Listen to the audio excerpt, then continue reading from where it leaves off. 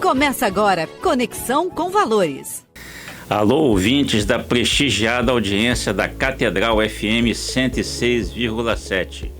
Com vocês, mais um programa Conexão com Valores da Uniapac ADCE Rio, ADCE Jovem Rio, Associação de Dirigentes Cristãos de Empresa do Rio de Janeiro. Aqui é o Omair Neto, atual presidente da instituição, hoje tendo a satisfação em recebermos aqui em nosso estúdio Fernando Peregrino. Seja muito bem-vindo, Fernando. Bom dia, alô a todos aí da Rádio Catedral, é um prazer estar aqui, receber esse convite com muita honra. Conheço a rádio já há algum tempo e estou aqui à disposição de vocês para debater, conversar sobre qualquer assunto.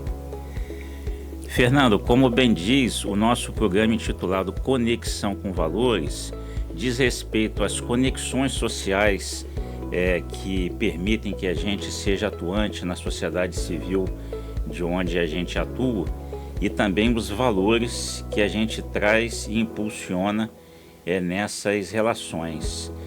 O nosso convite é que você possa apresentar ao nosso público ouvinte um pouco da história do menino Fernando, o rapaz Fernando, líder estudantil, o seu ingresso no ambiente universitário, o seu casamento e quais os valores que você traz da sua ancestralidade na sua atuação profissional atualmente.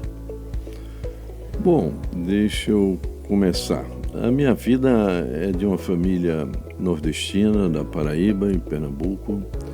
A minha família cristã, católica, e vem de lá o que eu acho os valores que eles transmitiram para os dezenas de filhos e netos de meus avós. Nós somos uma família grande, meus pais têm 10 filhos, eu sou o quarto na escala de cima para baixo, todos vivos graças a Deus, embora eles já tenham partido, mas deixaram para nós o legado deles de uma sociedade, de uma família cristã, com valores muito fortes em nós, que nos uniu sempre, que é a solidariedade dentro da família e com a sociedade. Então isso sempre me guiou também na minha vida profissional. Eu sempre fui um servidor público e como servidor público eu sempre prestei apoio àqueles que mais precisavam e formulei políticas públicas também muito a ver com esse tema da solidariedade que me comove mais nos valores cristãos. A solidariedade para mim talvez seja o mais forte, a compaixão, e que eu acho que é a base da nossa ética. Se não for, deveria ser, porque compadecer-se do sofrimento dos outros, no fundo, é a razão da gente existir aqui para melhorar a vida na Terra. Isso para mim são meus princípios e a família toda segue isso. Eu tenho muito orgulho de ser dessa família que eu falei aqui, que nasceu na Paraíba, em Pernambuco. Que beleza, Fernando. Comentava contigo enquanto a gente caminhava aqui para o estúdio que eu sou campista e tive participação lá no início da UENF, a Universidade do Norte Fluminense, onde você também passou. Conta um pouco para a gente daquele momento, daquela efervescência, né? O professor Darcy Ribeiro trazendo técnicos de fora do Brasil inteiro, para poder estimular essa questão da inovação ali na região norte fluminense do nosso estado. Todos sabem que é o Darcy Ribeiro, uma pessoa muito inquieta, intelectualmente bem informado, ele veloz no raciocínio, na disposição de luta, mesmo com um câncer que o levaria rapidamente, segundo a história dele na França, quando ele estava no exílio.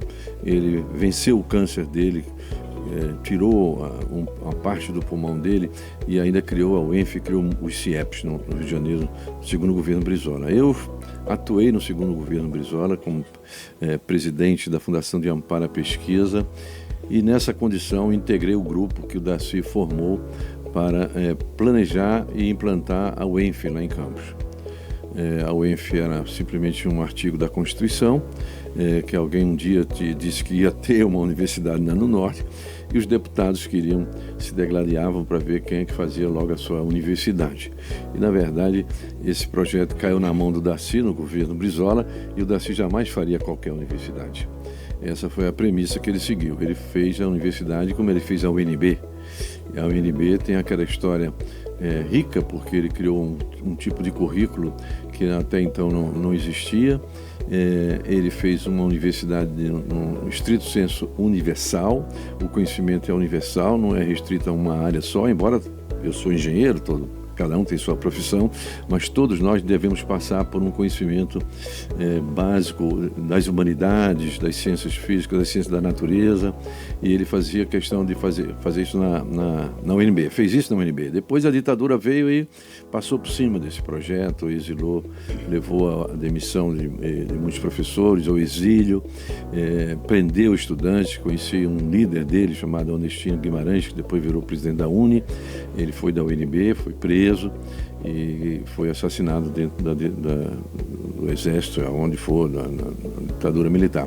E esse modelo da UNB ele trouxe um pouco para cá, porque ele fez a mesma coisa, ele contratou os melhores cientistas de todas as áreas. Ele não fazia economia.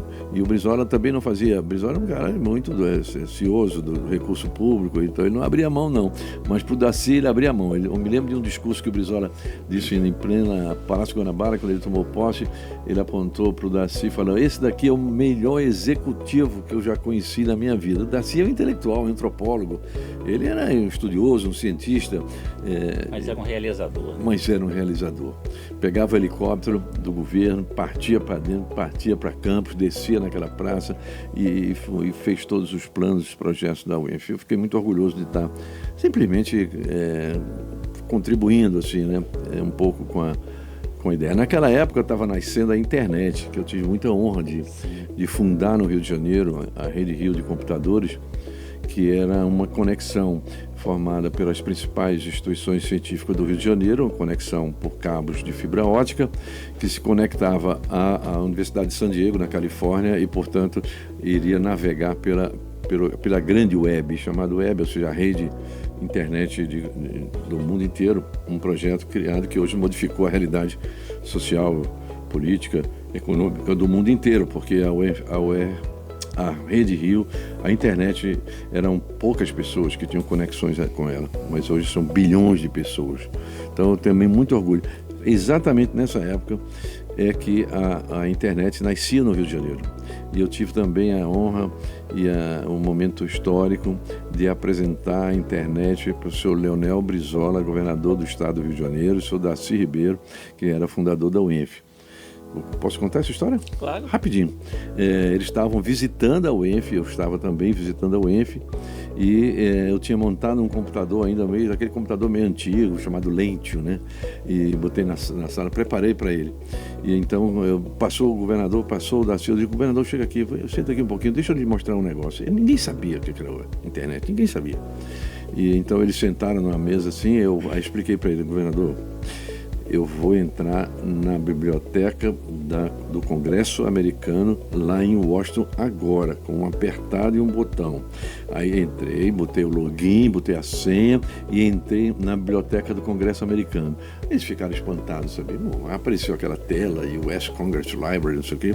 Aí eu disse: governador, eu agora vou perguntar se o nosso senador Darcy Ribeiro tem livros naquela biblioteca. Podia cair numa esparrela, né?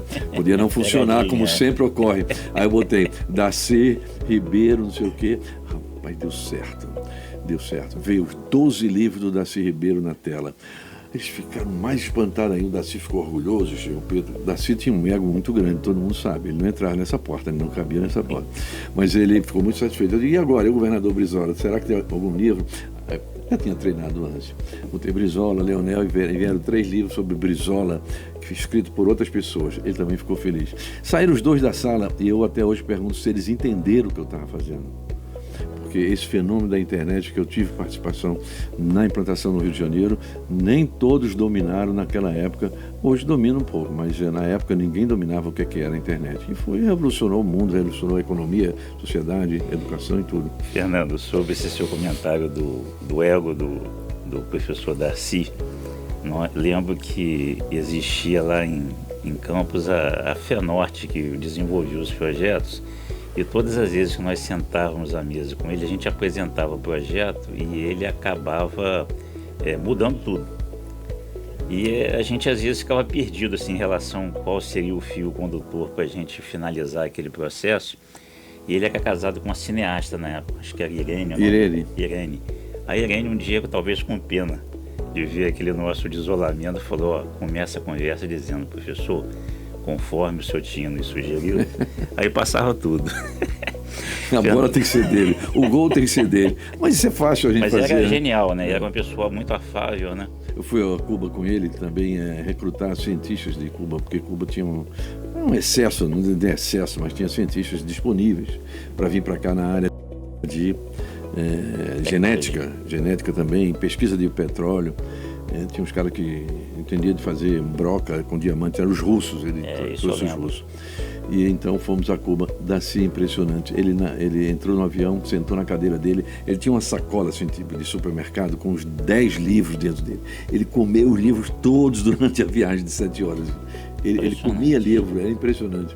E o Brizola dizia assim: eu não leio os livros, quem lê é esse daqui, o Darcy, eu leio a cabeça dele.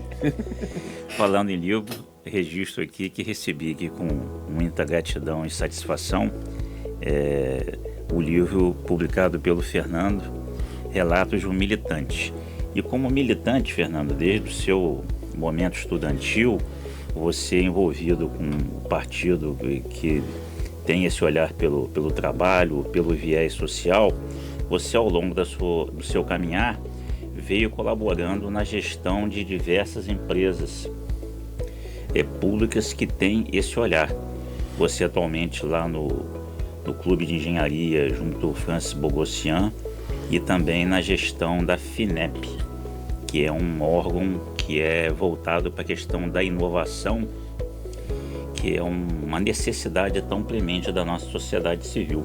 Conta um pouco para a gente sobre essa sua passagem lá pela FINEP e explica um pouco ao nosso ecossistema do mundo do trabalho e da tecnologia, como ela pode estar a serviço. O mundo hoje se divide entre aqueles que têm conhecimento, tecnologia e aqueles que não têm. Antigamente eram aqueles que tinham terra, arma e o resto que não tinha estava separado, não tinha riqueza.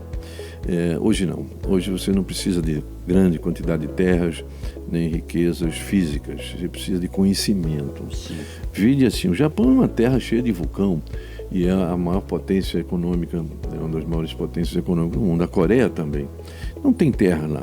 Eles são muito pequenos. O Brasil é grande, mas falta o insumo do século XXI, que é o conhecimento científico e tecnológico. Aquele conhecimento que transforma o mineral de ferro em aço, em materiais que servem para o homem consumir, né?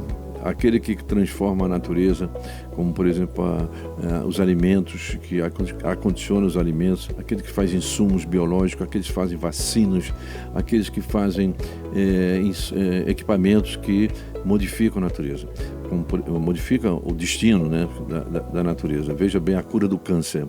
Está praticamente elaborada a cura do câncer, tirando alguns mais violentos, mas a cura do câncer está muito perto de ser alcançada, como por exemplo a cura da doença da Covid, a vacina da Covid, que nos salvou, embora já tenham levado 600 mil brasileiros e milhões no mundo inteiro. Então é o conhecimento científico que a gente tem que se apropriar. Isto é um dogma, não há como tergiversar sobre isso. Não pode se dizer, eu tenho soja, eu tenho minério de ferro, eu tenho um mar muito bonito, mas se você não tirar partido disso para produzir conhecimento, você não vai ser nada, vai ser submisso. Como, por exemplo, esse presidente dos Estados Unidos agora quer transformar a América Latina num quintal deles. Isso é velho, isso é antigo. Eles desconhecem que nós já produzimos várias coisas também. Então a FINEP, eu fui do CNPq, que é outro órgão semelhante à FINEP, é o primo da FINEP. A FINEP é a financiadora da pesquisa. A pesquisa não se faz sem gastar dinheiro, sem investir dinheiro, porque ela é uma atividade humana muito sofisticada. Ela não pode usar um equipamento qualquer para medir um fenômeno da natureza. O equipamento tem que ser o melhor que tem. O técnico tem que ser o melhor que tem. Então isso custa dinheiro, custa investimento. Então a FINEP é esta entidade nacional que tem recursos financeiros na ordem desse ano, 12 bilhões de reais. Nunca na vida dela teve isso. O presidente da FINEP hoje é Celso Pancera, foi deputado, foi ministro, foi ele que me convidou para ser chefe de gabinete, e eu agradeço muito a ele, porque eu tenho toda a experiência do sistema de ciência e tecnologia agora voltado a fazer com que a FINEP seja realmente protagonista da transformação industrial tecnológica do país. E graças ao presidente Lula, que deixou os recursos todos fluírem para a FINEP, porque antigamente a FINEP tinha 10 no orçamento e ficava só com 5 ou 3. Hoje não, ela tem 10 e fica com 10, ou seja, aplica 10 nos projetos. Isso é um grande momento que a gente está vivendo com a redenção da FINEP como agência principal da inovação no país. Fernando, em nossa associação de dirigentes cristãos de empresa, nós temos como associado, já foi presidente da instituição, o nosso amigo Alberto Buluar, que atualmente é o presidente do TI Rio. Se você permitir, eu vou fazer o link para que vocês possam bater um papo para ver como é que vocês impulsionam juntos.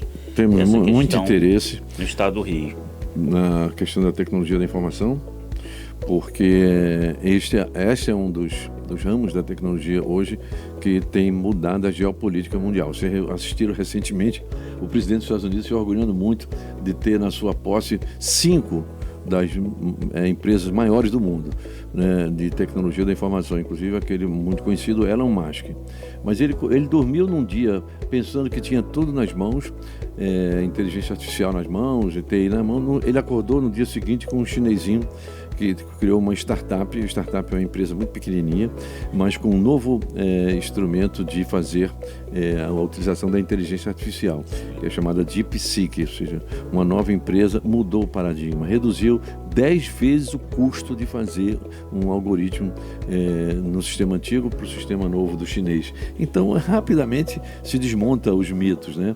Então, essa é a história da ciência e da sua transformação em bens. Tudo passa muito rápido, Fernando, e como eu te disse, o nosso programa, ele tem essa modulagem de 17 minutos e permite que ele seja na audiência da rádio que tenha maior recorrência. Quem começa a ouvi-lo, termina assistindo. E para a gente poder finalizar, queria pedir que você pudesse fazer uma breve impressão do seu olhar em relação a essa atuação dos dirigentes cristãos de empresa na sociedade civil que a gente atua, e também formular um convite ao seu networking das pessoas que são lideranças nas instituições como você, que possam olhar lá o nosso Facebook, a DCRJ, o nosso Instagram, a DCR Rio, e todas essas nossas entrevistas, elas também ficam gravadas no YouTube da DCR Rio. Muito bem, eu vejo os empresários, e notadamente aqueles que se dedicam à área tecnológica, como a razão e talvez a impulsão que a Nova Indústria Brasil, que é essa política do governo federal, possa ter sucesso. Porque não são só os cientistas, mas os empresários que transformam conhecimento em bens e serviços que podem fazer com que esse país saia dessa situação de ser uma periferia e caminhe na direção do centro do mundo. Então, a eles todos que nos ouvem, que têm alguma relação conosco, eu me coloco à disposição para ajudá-los a obter meios dentro das possibilidades para desenvolver novos projetos, produtos inovadores para o bem do país, para o bem da nossa sociedade. Fernando, agradecemos imensamente sua participação conosco. Conexão com Valores, sempre aos sábados às 17 horas. Até a próxima.